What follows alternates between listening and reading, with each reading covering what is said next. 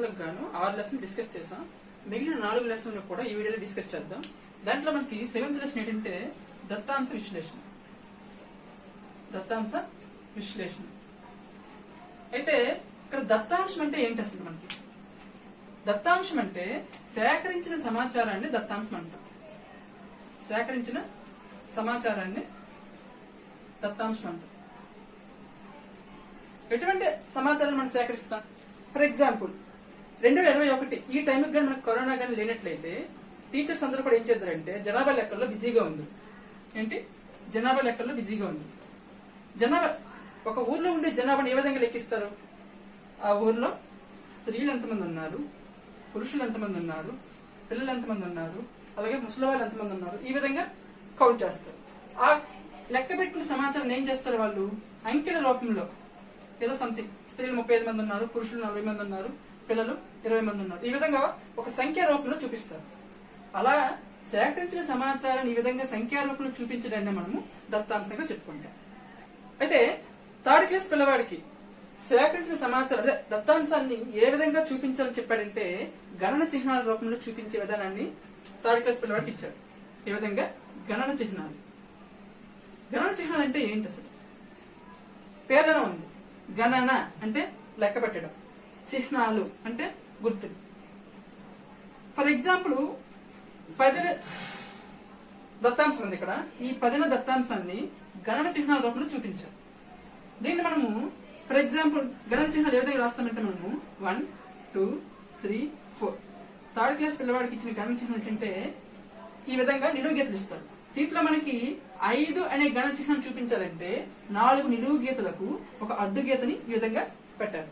అప్పుడు దీని యొక్క విలువ ఎంత అవుతుందంటే 5 అవుతుంది. 2018 డిఎస్సిలో దీని మీద బిట్లు అనేవి చాలా వరకు ఇచ్చాడు. అయితే మనం ఇక్కడ చూపించాల్సిన గణన చిహ్నం అంతే. ఇక్కడ 10 అనే సంఖ్యకు గణన చిహ్నం చూపించాలి. మనం ఇక్కడ 10కి చూపించాలి కాబట్టి మనము 1, 2, 3, 4, 5 అనేది ఏంటంటే క్రాస్ చెయ్యాలి. అంటే ఈ టోటల్ ఎంత అవుతుందంటే ఇక్కడ మనకి 5 అవుతుంది. Okay, plus 1, 2, 3, 4, 5. సో ఇవి కూడా 5. సో టోటల్ ఎన్ని అవుతుంది ఇప్పుడు మనకి 10. అంటే 10 అనే దత్తాంశానికి గణన చిహ్నాలు ఏ విధంగా చూపిస్తామంటే ఈ విధంగా చూపిస్తాం. 3rd క్లాస్ పిల్లవాడికి సేకరించిన సమాచారాన్ని అంటే దత్తాంశాన్ని ఏ రూపంలో చూపించడాన్ని నేర్పించాడంటే గణన చిహ్నాల రూపంలో చూపించడం అనేది నేర్పించాడు. నెక్స్ట్ 8th లెసన్ ఏమి ఇచ్చాడంటే సమాన వాటలు ఇచ్చాడు. సమాన వాటా. ఈ పాఠ్యాంశం ద్వారా 3rd క్లాస్ పిల్లవాడికి ఏం నేర్పించాలి తెచ్చాడంటే సగభాగం అంటే ఎంత, పావు భాగం అంటే ఎంత, దాన్ని మనం భిన్నంగా ఏ విధంగా చూపిస్తాం. ఈ రెండింటి గురించి ఈ లెసన్ లో మనకి డిస్కస్ చేశాం. అయితే సగభాగం ఏదైనా ఒక వస్తువుకు మధ్యగా పోయే గీత ఆ వస్తువును 2 సమాన భాగాలుగా విభజిస్తుంది. దాని యొక్క విలువ ఎంతంటే ప్రతి భాగం యొక్క విలువ ఎంతంటే 1/2 అవుతుంది. ఓకే, అలాగే పావు భాగం అంటే సగభాగంలో సగభాగం. ఒక వస్తువును మనము మధ్యగా పోయే గీత ఏం చేసింది? సగభాగం చేసింది, 2 సమాన భాగాలుగా చేసింది. అందులో ఒక సగభాగం యొక్క మళ్ళీ సగభాగాన్ని పావు భాగంగా తీసుకుంటాం. అంటే ఇక్కడ చూడండి, ఇది దీంట్లో మనకి ఎన్ని వచ్చాయి? మొత్తం 4 భాగాలు వచ్చాయి. దాంట్లో ఒక భాగం మనం ఏమంటామంటే పావు భాగం అంటాం. దాన్ని మనము 1/4 గా చూపిస్తాం. ఓకే, ఈ లెసన్ లో మనకి పిల్లవాడికి అంటే సగభాగం గురించి పావు భాగం గురించి ఇచ్చాడు. సగభాగం అంటే ఏదైనా ఒక వస్తువుకి మధ్యగా లేదా నిలువుగా ఏ విధంగా సరే ఒక రేఖ అనేది పోతే ఆ వస్తువుని ఆ రేఖ ఏం చేస్తుందంటే సమాన భాగాలుగా విభజిస్తుంది. దాన్ని మనం సగభాగం అంటాం. దాన్ని మనము 1/2 గా చూపిస్తాం. అదేవిధంగా ఆ సగభాగంలో సగభాగం ఏమవుతుందంటే పావు భాగం అవుతుంది. దాన్ని మనము 1/4 గా చూపిస్తాం. ఓకే, నెక్స్ట్ 9th లెసన్ ఏంటంటే మన చుట్టూ ఉన్న ఆకారాలు. అయితే ఈ పాఠంలో పిల్లవాడికి ఏం నేర్పించొచ్చాడంటే సమతల పటాల గురించి, నెక్స్ట్ వక్రత పటాల గురించి నేర్పించారు. సమతల పటాలు అంటే ఏంటి, వక్రతల పటాలు అంటే ఏంటి, వీటితో పాటు ఏ పటాలు లేదా ఏ వస్తువులు దొర్లుతాయి లేదా ఏ వస్తువులు జారుతాయి అవి కూడా చెప్పాడు. అయితే ఫర్ ఎగ్జాంపుల్ ఇక్కడ ఒక జారుడు బల్ల ఉందనుకుందాం. దీని మీద నుంచి మనము ఒక పుస్తకాన్ని, ఒక బాల్ని, నెక్స్ట్ ఒక టైరు తెలుసు కదా, కారు లేదా బండి యొక్క టైర్ని జారవిడిచినప్పుడు చూడండి ఇక్కడ బాలు నెక్స్ట్ టైర్ ఏమవుతాయంటే దొర్లుతూ వెళ్తాయి. ఈ పుస్తకం ఏమవుతుంది, జారుతూ వెళ్తుంది. జాగ్రత్తగా పరిశీలించండి.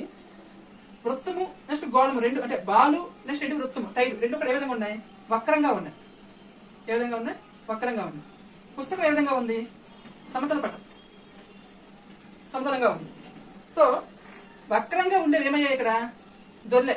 అంటే ఏ వస్తువులు దొరుకుతాయంటే వక్రంగా ఉండే వస్తువులు దొరుకుతాయి.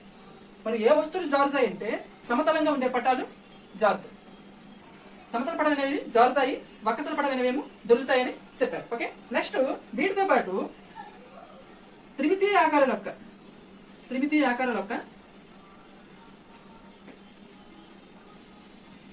ఆకారాలు ఉన్నాయి కదా మనకేంటి, గోళము నెక్స్ట్ శంకువు నెక్స్ట్ క్యూబ్ గణం, వీటి యొక్క నీడల గురించి కూడా పరిచయం చేశారు. సో గోళం యొక్క నీడ ఏ విధంగా ఉంటుంది, వృత్తాకారంలో ఉంటుంది. నెక్స్ట్ శంకు యొక్క నీడ ఏ ఆకారంలో ఉంటుంది, త్రిభుజాకారంలో ఉంటుంది. అలాగే గణం యొక్క ఆకారం ఏ విధంగా ఉంటుంది, చతురస్రాకారంలో ఉంటుంది. ఓకే, మనకి ఈ పాఠంలో సమతల పటాలు అనేవి జారుతాయని, వక్రత పటాలు అనేవి దొరుకుతాయని చెప్పాడు. నెక్స్ట్ వాటితో పాటు త్రిమితీయ ఆకారాల యొక్క నీడలు, అంటే గోళం యొక్క నీడ ఏ విధంగా ఉంటుంది, వృత్తాకారంలో ఉంటుంది. శంకు యొక్క ఆకారం ఏ ఆకారం ఉంటుంది, నీడ త్రిభుజాకారంలో ఉంటుంది. అలాగే గణం యొక్క నీడ ఏ ఆకారం ఉంటుంది, చతురస్రాకారంలో ఉంటుంది. వీటితో పాటు సౌష్ఠవం అంటే ఏంటో చెప్పాడు. ఏదైనా ఒక పటాన్ని రెండు సమాన భాగాలకు విభజించే, చూడండి, ఏదైనా ఒక పటాన్ని రెండు సమాన భాగాలకు విభజించే రేఖను సౌష్ఠవ రేఖ అంటాం మనం. ఒక పటాన్ని రెండు సమాన భాగాలకు విభజించే రేఖను మనం సౌష్ఠవంగా చెప్తాం. అయితే ఈ సౌష్ఠవంలో మనకి, అంటే ఈ పాఠంలో మనకి కొన్ని అమరికలు ఇచ్చాడు. అమరికలు మనకి ఓల్డ్ టెక్స్ట్ బుక్ లో ఈ అమరికల గురించి ఎక్కడా కూడా పరిచయం లేదు, కానీ న్యూ టెక్స్ట్ బుక్ లో ఫస్ట్ క్లాస్ నుంచి 5th క్లాస్ వరకు కూడా ఎక్కడో దగ్గర కూడా ఈ అమరికల గురించి ప్రస్తావించాడు. అంటే ప్రతి క్లాస్ లో కూడా ప్రస్తావిస్తూనే ఉన్నాడు. ఇది ఏ విధంగా ఉంటాయంటే, ఫర్ ఎగ్జాంపుల్ చూడండి, ఇక్కడ ఒకటి ఫస్ట్ దీంట్లోనేమో ఒక దీర్ఘచతురం ఉంటుంది, రెండో దీంట్లోనేమో రెండు త్రిభుజాలు ఉంటాయి, మూడో దీంట్లోనేమో రెండు దీర్ఘచతురాలు ఉంటాయి, తర్వాత దీంట్లోనేమో 3 త్రిభుజాలు ఉంటాయి. ఆ తర్వాత ఏ పాఠం వస్తుందో అడుగుతున్నాను. ఇక్కడ చూడండి, ఇక్కడ ఒక దీర్ఘచతురస్రం, రెండు దీర్ఘచతురాలు ఉన్నాయి. ఇక్కడ రెండు త్రిభుజాలు, 3 త్రిభుజాలు ఉన్నాయి. జాగ్రత్తగా ప్రశ్నించండి. దీర్ఘచతురస్రం తర్వాత త్రిభుజం వచ్చింది, త్రిభుజం తర్వాత దీర్ఘచతురస్రం వచ్చింది, దీర్ఘచతురస్రం తర్వాత త్రిభుజం వచ్చింది. సో మనకి ఏం రావాలి, ఇక్కడ దీర్ఘచతురస్రం రావాలి. ఇక్కడ ఒక దీర్ఘచతురస్రం వచ్చింది, ఇక్కడ రెండు వచ్చాయి. నెక్స్ట్ దీంట్లో మనకి ఏమొస్తాయి, 3 వస్తాయి. కాబట్టి ఇక్కడ 3 దీర్ఘచతురాలు అనేవి ఉంటాయి. ఇదే అమరిక.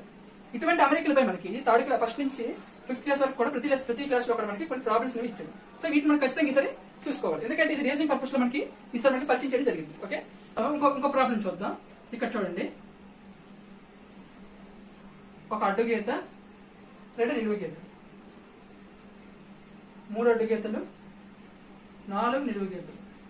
నెక్స్ట్ ఏమొస్తుంది, ఇక్కడ 1, ఇది 2, ఇది 3, ఇది 4. నెక్స్ట్ ఏమొస్తుంది, సో 5 వస్తుంది. ఇది 1 గీత, ఇవి 2 గీతలు, ఇవి 3 గీతలు, ఇవి 4 గీతలు. నెక్స్ట్ 5 గీతలు ఉండే పటం వస్తుంది. అయితే 5 గీతల పటం అనేది ఏది, నిలువుగా ఉండే 5 గీతల లేదా అడ్డుగా ఉండే 5 గీతల, నిలువుగా ఉండే 5 గీతల లేదా అడ్డుగా ఉండే 5 గీతల. ఇక్కడ మనకి ముందు అడ్డం వచ్చింది, తర్వాత నిలువు వచ్చింది, తర్వాత అడ్డం, తర్వాత నిలువు. నెక్స్ట్ ఏం రావాలి, అడ్డంగా ఉండే గీతలు రావాలి. సో అడ్డంగా ఉండే గీతలు ఏవి, ఇక్కడ ఇవే. కాబట్టి నెక్స్ట్ వచ్చేది ఏంటంటే ఇది. ఓకే, నెక్స్ట్ ఇంకోటి చూడండి, ఒక వృత్తం, ఒక త్రిభుజం, ఒక చతురస్రం. వృత్తం, త్రిభుజం, చతురస్రం. నెక్స్ట్ వృత్తం, నెక్స్ట్ ఏమొస్తుంది, ఇక్కడ ఒక వృత్తం ఉంది, ఒక త్రిభుజం ఉంది, ఒక చతురస్రం ఉంది. నెక్స్ట్ 2 వృత్తాలు, 2 త్రిభుజాలు, 2 చతురస్రాలు, అలాగే 3 వృత్తాలు. నెక్స్ట్ ఏమొస్తుంది, 3 చతురస్రాలు వస్తాయా, లేకపోతే 3 త్రిభుజాలు వస్తాయి. వృత్తం తర్వాత ఏమొచ్చింది పటం, ఇక్కడ త్రిభుజం వచ్చింది. కాబట్టి ఇక్కడ మనకి వృత్తం తర్వాత వచ్చే పటం ఏదవుతుందంటే త్రిభుజం అవుతుంది. అది కూడా ఇక్కడ 3 వృత్తాలు వచ్చాయి కాబట్టి నెక్స్ట్ వచ్చే పటం ఏమవుతుందంటే 3 త్రిభుజాలు అవుతాయి. ఓకే, నెక్స్ట్ మనకి లెసన్ లో మూల అంటే ఏంటి, మూల లేదా శీర్షం, శీర్షం అంటే ఏంటి, అలాగే అంచు అంటే ఏంటి చూద్దాం. ఓకేనా, అయితే మూల అంటే ఏంటి, అంచు అంటే ఏంటి? ఇక్కడ చూడండి, ఇది ఒక దీర్ఘగణం. దీంట్లో మనకి ఇది ఒక ముఖము, ఇది ఒక ముఖం, అలాగే పైన ఒక ముఖం ఉంటుంది, ఇటో సైడ్ ఒక ముఖం, ఇటు ఒక ముఖం ఉంటుంది, నెక్స్ట్ ఆ బ్యాక్ సైడ్ ఒక ముఖం ఉంటుంది. అంటే మొత్తం 6 ముఖాలు ఉంటాయి. దాంట్లో మనకి ఇక్కడ చూడండి, ఎదురుగా ఉండే ఈ ముఖంతో పక్కన ఇది ఒక ముఖం ఉంది. సో ఈ 2 ముఖాలు కూడా ఇక్కడ కలిసే, అంటే 2 ముఖాలు కలిసే ఈ ప్రదేశాన్ని మనం ఏమంటామంటే అంచు అంటాం. ఏంటి? అంచు అంటాం. 2 ముఖాలు కలిసే ఒక గణం, లేదా ఒక దీర్ఘగణం యొక్క 2 ముఖాలు కలిసే ప్రదేశాన్ని మనము అంచుగా తీసుకుంటాం. అలాగే 2 అంచులు, ఫర్ ఎగ్జాంపుల్ ఇది ఒక అంచు అయింది, ఈ తలానికి ఇదేమవుతుంది? ఇది కూడా ఒక అంచు అవుతుంది. ఈ 2 అంచులు కలిసే ప్రదేశం ఏది ఇక్కడ? ఇది. సో దీన్ని ఏమంటామంటే మనము మూల అంటాం. మూల లేదా శీర్షం అంటాం. ఓకే, ముఖాలు కలిసే ప్రదేశాన్ని మనం అంచు అంటే, అంచులు కలిసే ప్రదేశాన్ని మనం శీర్షం అంటాం లేదా మూల అంటాం. 10th లెసన్ ఏంటంటే కొలతలు. ఈ పాఠంలో పిల్లవాడికి ఏంటంటే పొడవును కొలిచే ప్రమాణాలు, నెక్స్ట్ బరువును కొలిచే ప్రమాణాలు, నెక్స్ట్ ఘన పరిమాణాన్ని కొలిచే ప్రమాణాలు. దేని ఘన పరిమాణం? పాలు లేదా నీళ్లు. ఓకే, పొడవును కొలిచే ప్రమాణంగా మనకి ఫస్ట్ సెకండ్ క్లాస్ లో వేటిని చెప్పుకున్నామంటే జాన, బెత్తె, మూర, అడుగు, వీటిని చెప్పుకున్నాం. అయితే ఇవి ఎప్పుడూ కూడా జాన, బెత్తె, మూర, అడుగు ఇవన్నీ కూడా ఎప్పుడూ కూడా ఒకే విధంగా ఉండవు, మనిషిని బట్టి మారిపోతూ ఉంటాయి. కాబట్టి పొడవుకు ఒక ప్రామాణికమైన కొలత కావాలనేసి పొడవుకు ప్రామాణికమైన కొలతగా మీటర్ని నిర్ణయించారు.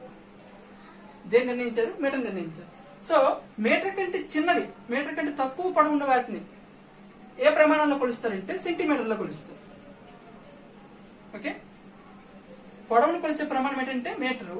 మీటర్ కంటే తక్కువ పొడవు కలిగి ఉండే వస్తువులు ఏ ప్రమాణంలో కొలుస్తారంటే సెంటీమీటర్లో కొలుస్తారు.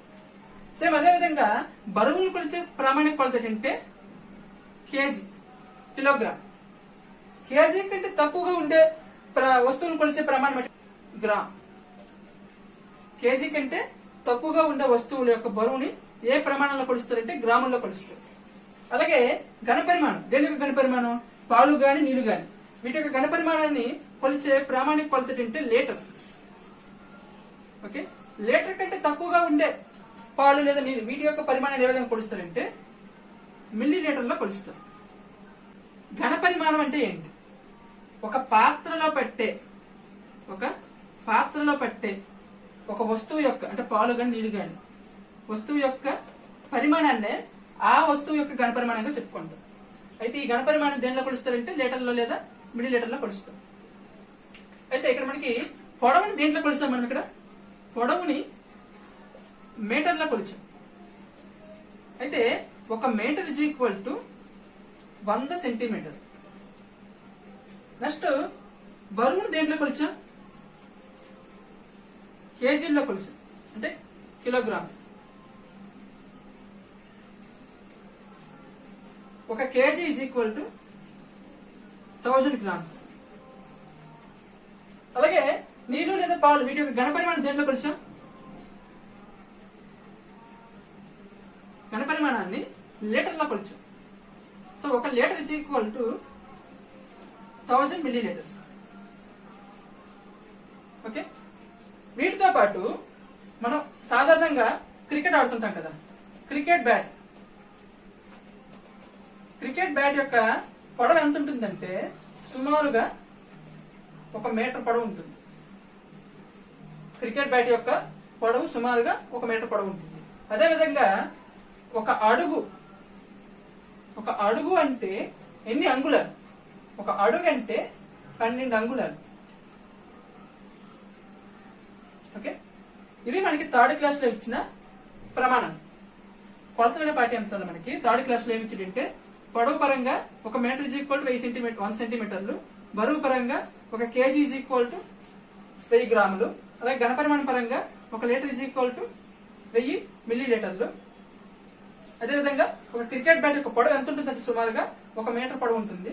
అదే విధంగా ఒక అడుగు అంటే ఎంత, ఒక అడుగు ఈక్వల్ ఎన్ని అంగుళాలు అంటే 12 అంగుళాలు. ఓకే, థర్డ్ క్లాస్ ఈ లెసన్ తో కంప్లీట్ అయిపోయింది. నెక్స్ట్ మనం 4th క్లాస్ లెసన్స్ స్టార్ట్ చేసుకుందాం. ఓకేనా.